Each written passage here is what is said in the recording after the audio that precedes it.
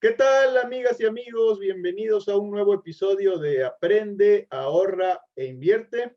En esta ocasión el tema es el ABC de las criptomonedas. Es un tema que nos han pedido mucho y para ello tengo a un experto en la materia. Hatem Mabrouk como antecedente. Es licenciado en Derecho, tiene una maestría en Derecho Internacional y Comercio Internacional. Está certificado en Tecnologías de la Información y en Blockchain por parte de IBM. Actualmente vive en México. Es profesor de las materias de Blockchain y Comercio Internacional por parte del Tecnológico de Estudios Superiores de Monterrey y es un consultor en proyectos de blockchain. Bienvenido, Hatem. Gracias, Mauricio. Thank you so much for the warm welcome. Go ahead, please, and let's carry on. Yes, sure. I know you have a presentation. Please share and give us the explanation. Excellent. Today, we're going to talk about the ABCs of cryptocurrencies and blockchain. To do this, please allow me to share a simple disclaimer. Any information shared within this presentation or video is not to be considered as a financial advice. Please do your own due diligence and research. Y bueno, para la primera pregunta sería, ¿qué es una criptomoneda? A cryptocurrency is a digital asset. It is a medium of exchange digital asset. It works as same as fiat, but it's better in many ways. You see, fiat money should be a measure of value, a store of value, and a medium of exchange. To become a medium of exchange, it should be divisible, portable, difficult to counterfeit. And the normal money fulfills all of these elements, but the debatable part is the store of value element, right? Cryptocurrencies, on the other hand, they are not controlled by a bank or a government. They are digital. They are a medium of exchange. They already work as a medium of exchange. And they are a better store of value, in my opinion. So some people might find this debatable, but they are a better store of value. Why is that? Because they are anti-inflation, limited in supply, very high demand is driving the price up. And the reason is simple. It is the technology that will change the future. It is one of the, Industry 4.0 pillars that will change the future. And that's why a lot of people, they find the cryptocurrencies, including myself, a better store of value, okay? It's not perfect, but it's better store of value. The second question, la siguiente pregunta.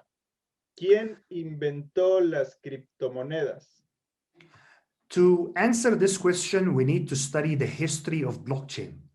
Very simple history I'm going to go through. So in 1991, two gentlemen with the names Scott Stornater and Stuart Aber, they wrote a document, a research paper, titled as How to Timestamp a Digital Document, right? That was the beginning of blockchain. And in 2009, Satoshi Nakamoto, whether he is a group of people or a person, nobody knows, he basically took the idea and created Bitcoin on top of that idea, the distributed ledger technology, which is the blockchain. Between 2011 and 12, the development of cryptocurrencies started to take place. So we did not have only Bitcoin, we had many other cryptocurrencies that are built on top of the blockchain technology. So let's do a recap. 1991, the idea was discussed. 2009, Satoshi Nakamoto created Bitcoin by using the idea, which is blockchain. 2011-12, not only Bitcoin, many other cryptocurrencies. 2012 to 13, we started to have a whole wallet full of currency transfer and digital payments. And from 2017 to 20, we see now different blockchain implementations in different industries all over the world. Healthcare, insurance, business, education. The transformation of all fields is happening now with the help of blockchain technology. Excellent. Great. Why 2009, right? ¿Por qué? Why 2009? The financial crisis hit the United States, affected the entire world in 2008. And Satoshi Nakamoto wanted a revolution and a solution. He wanted to give people a financial system, anti-corruption, away from government, away from banks, and offering people who are homeless an access to a beautiful financial system. And from here, many people started to realize the importance of using this technology and this financial independence element. Ok. Ahora, ya nos explicaste el inicio de las criptomonedas, pero ¿qué es la cadena de bloques? ¿Qué es el blockchain? Blockchain technology is defined usually in two traditional ways. The first one is the technology that underpins Bitcoin. Now, that's the traditional first definition. El segunda, the second one, is the technology that is called or referred to as the distributed ledger technology, right? So there is a problem with this definition, and that problem is that both of these definitions are vague, okay? We need más información. We need more information. So to explain blockchain technology, we need to think about it like a book. This is a book. And that's why we call it ledger or file. It's a book. The book records information. The book records information. And the book is having pages. And these pages, they are with numbers. Página 1, página 2, página 3, page 1, 2, 3, 4, until maybe 500, right? So there is a chronological order for the page numbers in the book. Blockchain technology is also saving information, like a book. And every block contains information. Now, these blocks, they are connected together, same like a page in a book. Block 1, block 2, block 3, block 4, chronological order. In every block, there are más o menos 500 transactions. And every transaction is also linked with an ID, like transaction 1, 2, 3, 4. So if I try to make any change in the transactions, it will be very clear that this transaction does not work, no funciona, because they are connected, you see? So you have an immutable system. It is a file, contains information, chronological order of blocks, okay? And the way we verify those transactions on the blockchain, the way we verify the information, is through a peer-to-peer network, a big network all over the world. People get connected together through this peer-to-peer network by using their computer hardware, just the hardware, all right? And they download a copy of the blockchain, they download a certain software in order to get connected in this peer-to-peer network. When they get connected with this ledger, they start verifying the transaction, and this process is called mining, all right? This is the mining. So if they find that there is a transaction that is invalid, They vote by consensus. 51% voting system. They vote. They say this transaction is not valid. If 51% say yes, valid. If they say no, the transaction will not be added to the blockchain. And that's why we have a consensus protocol, a voting system. So the ID of every single block, the ID or the page number, this is what we call a hash, and it's calculated by using cryptography, okay? So giving the page a number, like page 1, 2, 3, 4, 5, this is done by using cryptography, all right? So a recap. We have a book. Every book contains information. And this information is saved in a chronological order. This order is done by using cryptography. The verification of transaction is mining. ¿Cómo? How? We get connected in a peer-to-peer network and we vote, a consensus protocol. And that's why I call blockchain the distributed ledger technologies, not technology. We have cuatro technologies. Consensus protocol, we have a ledger, we have cryptography, and we have a peer-to-peer network. Four technologies forming the blockchain. These are the ones.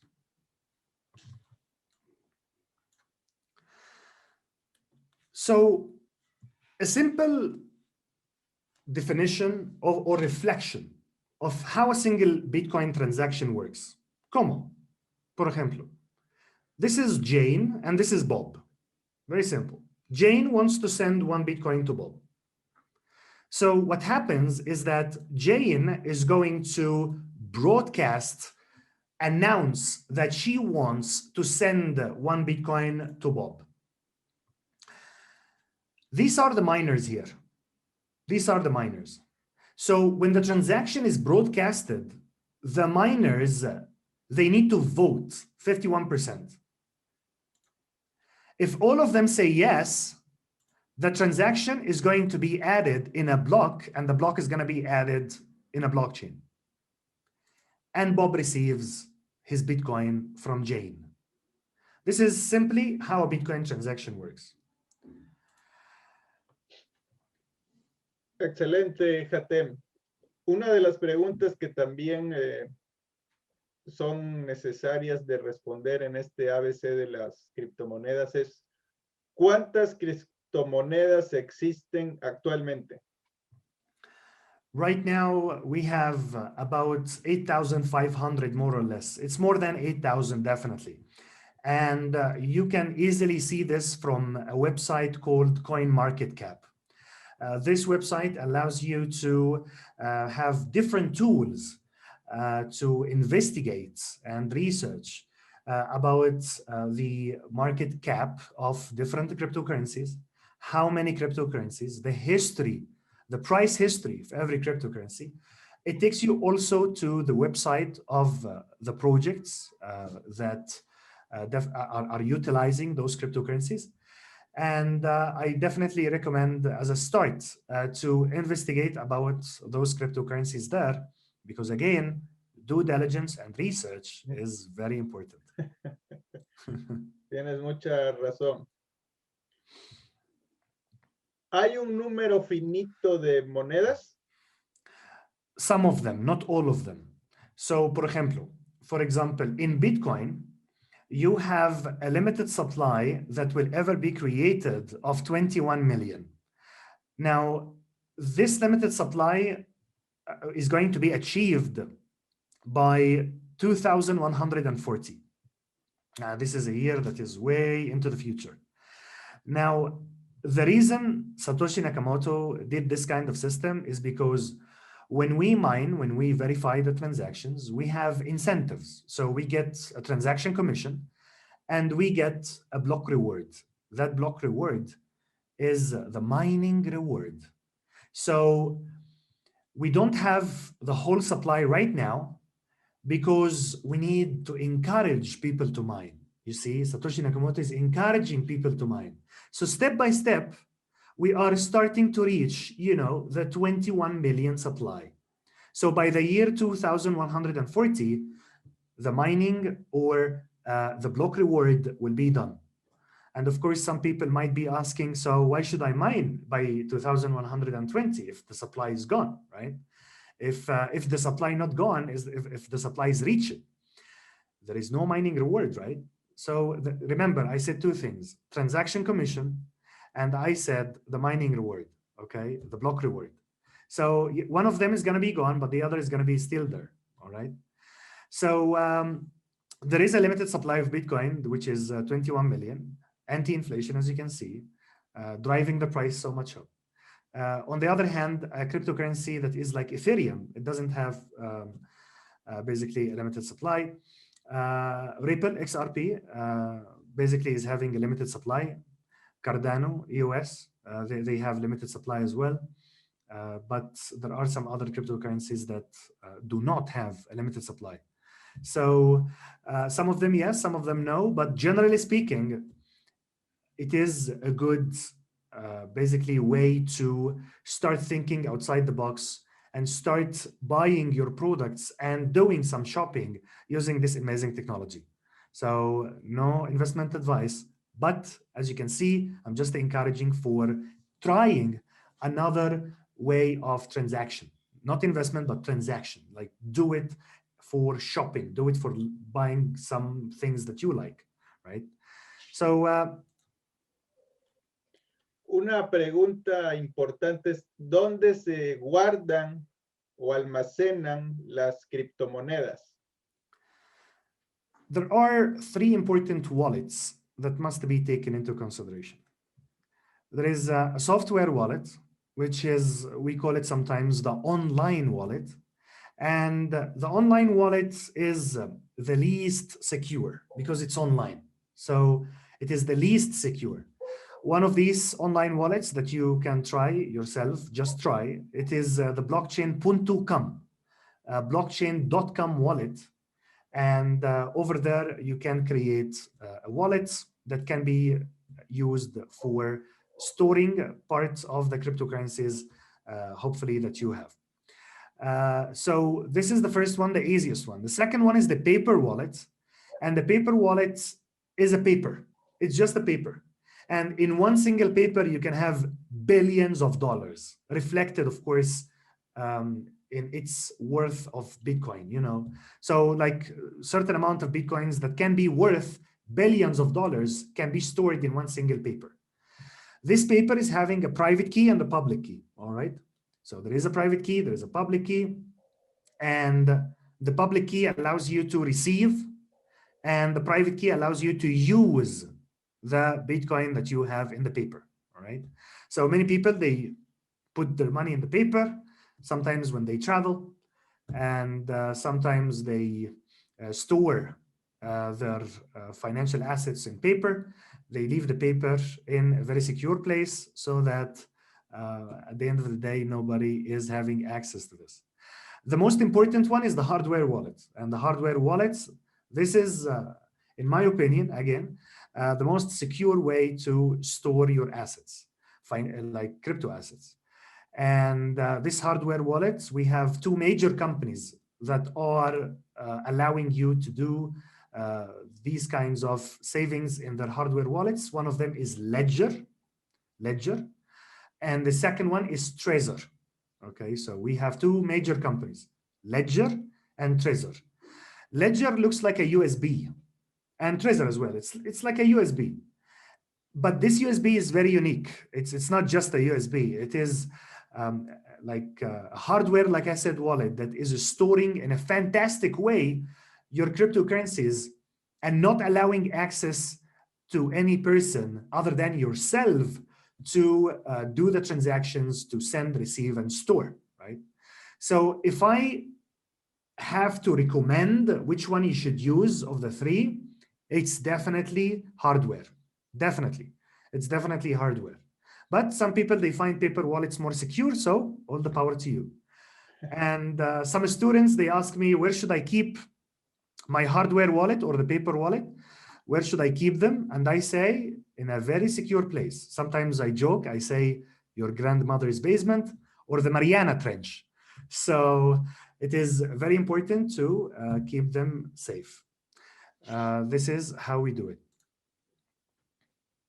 La siguiente pregunta es, ¿qué es un exchange y algunos ejemplos? In Mexico, tres major exchanges that are there right now. The most important one, in my opinion, again, based on my experience, is Bitso. Very professional, very ethical in terms of customer support, and very helpful and very powerful team, okay? Now, this is not a recommendation. I'm not telling you to, of course, put your money there or do some exchange there, not financial advice, but I'm talking about my personal experience. My personal experience says that Bitso is the best among the three. Now, what is the second? Volabit. Volabit is the second, worked with me as well, but they charge higher fees, okay? In terms of exchange, they charge higher fees. Coinbase is very popular in the United States, and they moved to Mexico now, right? Are they the best in Mexico because they are the best in the United States? No. Bitso is definitely the best. Bitso is Mexican. Bitso is amazing team. Bitso is the best in Latin America, not only in Mexico. Bitso is the best in Latin America. So these are the exchanges that you need to use. But the question is, what is an exchange?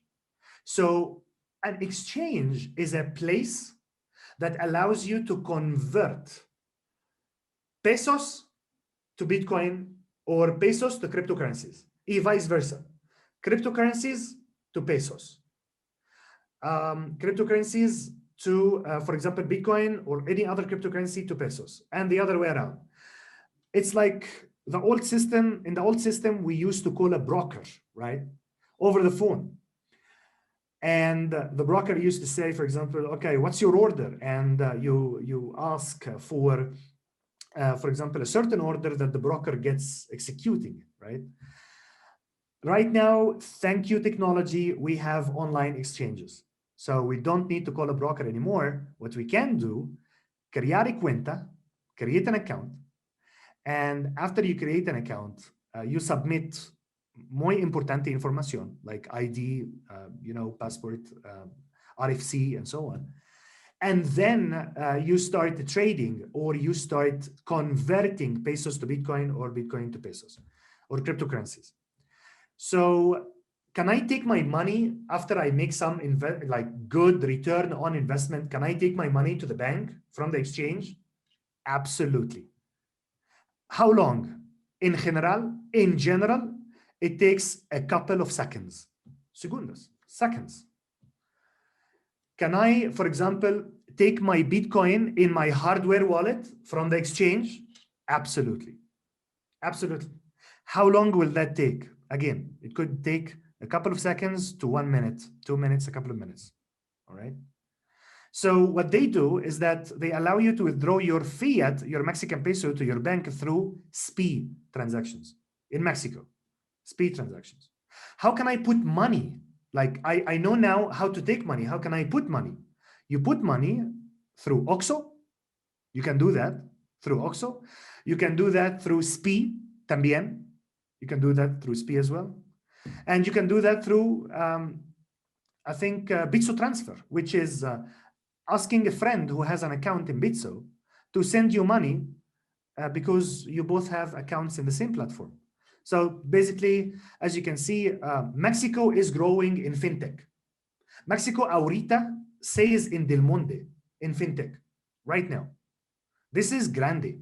This is great news. And this is the beginning to something, of course, bigger. And we need to be prepared for it. Ya casi para finalizar, ¿cuál sería tu recomendación para los inversionistas? Very good point. The most important recommendation is that Bitcoin blockchain, they will change the world in el futuro. This is el futuro. Es el futuro. They will change the world. If I get into blockchain and Bitcoin because of the financial aspect only, I will lose a lot. I will lose a lot. If you get into Bitcoin, a blockchain, because of the financial aspect, you will be disappointed. Why? Number one, you might be lucky and you might sell at a high price. Okay? But then you're gonna miss the big change in the future. El grande cambiar in the future. The biggest change that will happen in the future, you're gonna miss it. Number two, and this is the worst case, you might get high, you might get so high, and then the price goes down, so you sell at a loss, and then the price goes high again, right?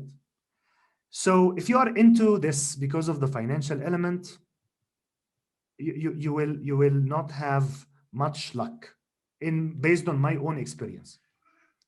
But if you appreciate the technology, understand what it is, try to use it, try to apply it in your business, into business, try to engage with the community that is changing the world.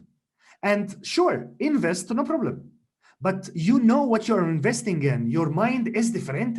It's completely different. If you are looking for a get rich quick, go a casino. It's not Bitcoin, not blockchain. The market is heavily manipulated, by the way. And never invest with what you can afford to lose. Never. There is money for family, there is saving, and there is extra money, sure, that you can invest with, sure.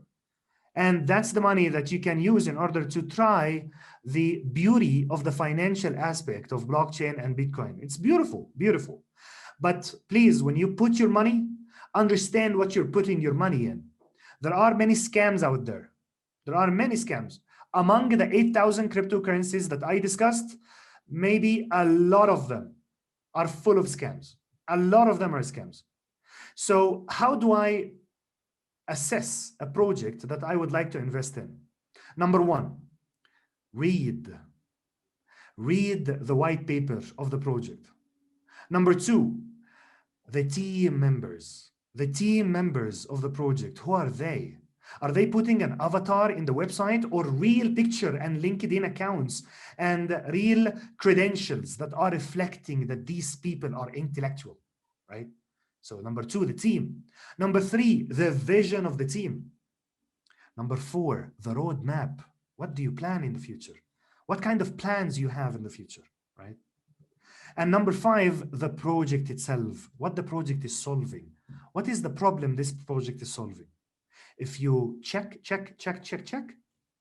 then, and your mind, not heart, if your mind is telling you yes, sure.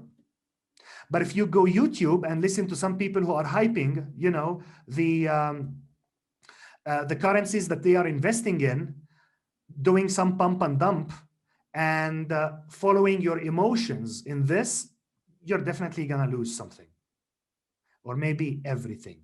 Okay, so follow your mind, do your own due diligence. Don't listen, don't just sit and watch some videos. Do your own research, do your own due diligence. It's very important. And like I said, there is a checklist. If all of them say yes, sure, you can go ahead. There is a checklist. And this is the checklist that you can use in order to invest after you understand what the technology says. So you understand what it does, you understand how it works. And now, yeah, sure. When someone invests in Tesla, they know what is Tesla. When they invest in Amazon, they know what is Amazon. When they invest in Apple, they know what is Apple. Same thing. When you invest in Bitcoin, I want you to know what is Bitcoin and then invest. And that is the best strategy, in my opinion. No financial advice. Thank you. Grandes recomendaciones, Hatem. I thank you for sharing your time, your knowledge. Please give us your point of contacts. Absolutely. Basically, if you want to reach me out, please go to LinkedIn/Hatem Mabrouk. I have an Instagram account. There is a very small YouTube channel that I have. Just type Hatem Mabrouk over there. My email is hatem.mabrouk @tech.mx. My email, and I am on Instagram, as you can see, hatem.m.mabrouk. Please reach me out if you have some questions. Follow me, add me, try to get engaged with me if you want to learn more. I have a message to deliver, and this message is about to change the future. What is that message? It is blockchain. So, looking forward. Thank you, Hatem. Bueno, amigas y amigos, esto ha sido un episodio más de Aprende, Ahorra e Invierte. Sé que puede haber mucho más preguntas sobre este tema y lo que yo les pido es que si les ha gustado este programa, por favor lo comenten, lo compartan y le den seguimiento en las redes a Hatem y a un servidor, Mauricio de Medina, y con gusto estaremos llevando la continuación de este programa.